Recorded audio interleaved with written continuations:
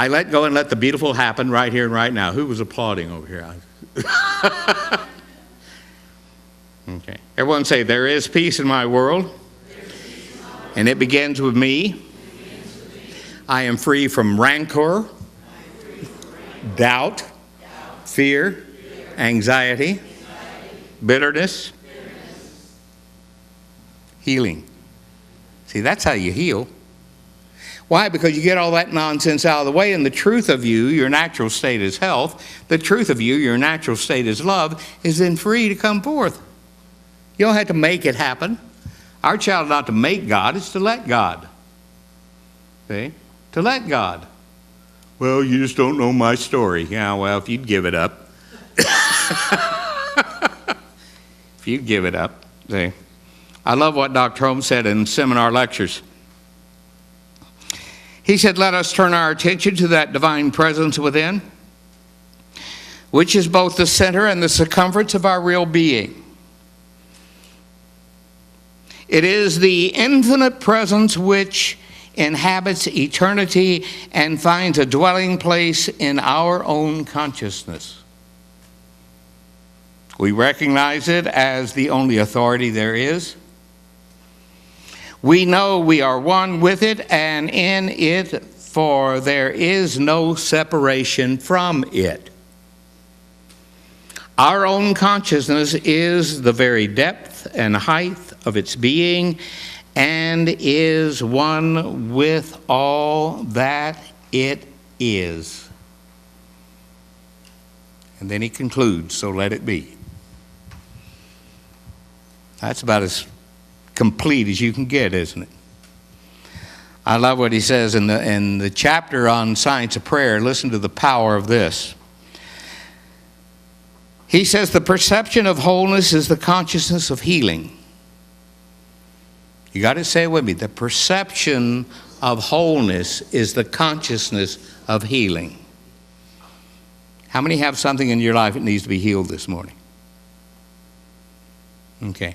Now stop affirming it needs to be healed and affirm, I am the consciousness of wholeness. See, let that move forth. It knows what to do because your natural state is health. He continues, let us have this clear. We have no dogmatic belief.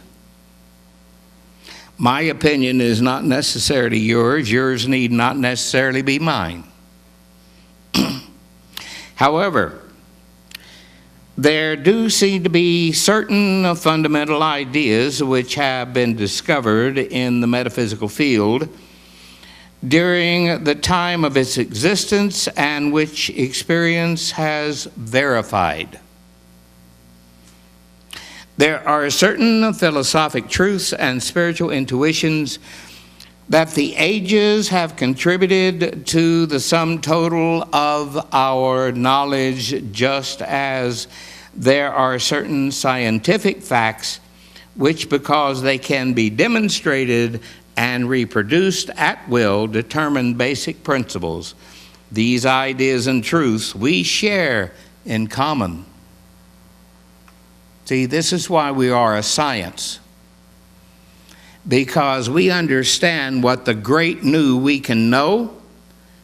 If you know anybody who has changed their mind and changed their life in any area, they just prove to you you can. And if you don't believe you can, and one of the ways it gets in the way is when you think there's a God out there imposing it on you. Say with me something we affirm here all the time. God does not know what's going to happen to me until I make up my mind. Say it. Okay, there's too many people out here trying to study religious science, and they still are Presbyterians in their subjective mind, or Baptist, or fundamentalist Christian, by thinking that God has a plan for you. It doesn't, other than your thinking produces experience. That's the only plan there is.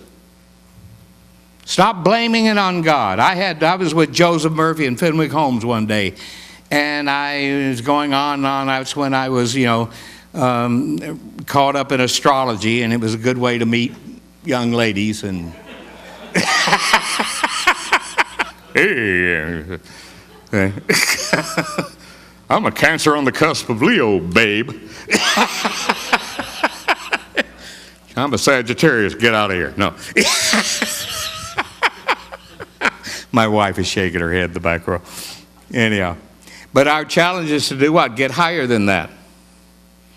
And get healthier in that and get to the complete realization, as Joseph Murphy said to me one day, be the zenith of your own experience. Write your own chart. Okay? Write your own chart. Find the best of yourself. Dr. Holmes says in seminar lectures, listen to this, religious science, he says, is based on the concept that the universe is one system, only one, not two, that it is ruled by law, impelled by love, that there is a self-existent cause which did not make itself. God didn't make it. We didn't make it. It wasn't made. The truth is that which is.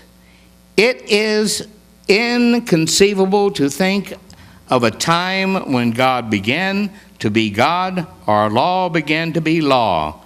We neither create God nor law. It is. It is. We are immortal. This is our moment. In immortality, we are responsible for. We are responsible for what's directly in front of us in the now we're in, and when we harness the best of ourselves and apply it, that it doesn't matter what's happened yesterday, other than the fact that it got us here, then we find ourselves moving from here to where we can be, starting from completion. This is my whole book, The Power of Positive Purpose. If you have a goal, become one with the purpose of the goal. Go ahead and become one with that purpose, and the goal will take care of itself and better. And there's nothing that can stop it but you. And there's nothing that can start it but you. And there's nothing that can fulfill it but you. Everyone say, healing is the consciousness of wholeness. As I let it be my way, I am prosperous, good, manifest in the now. And it's wonderful because I am. You bet you are. Namaste. Thank you for being here today. Oh, yeah. Good. Thank you, everybody.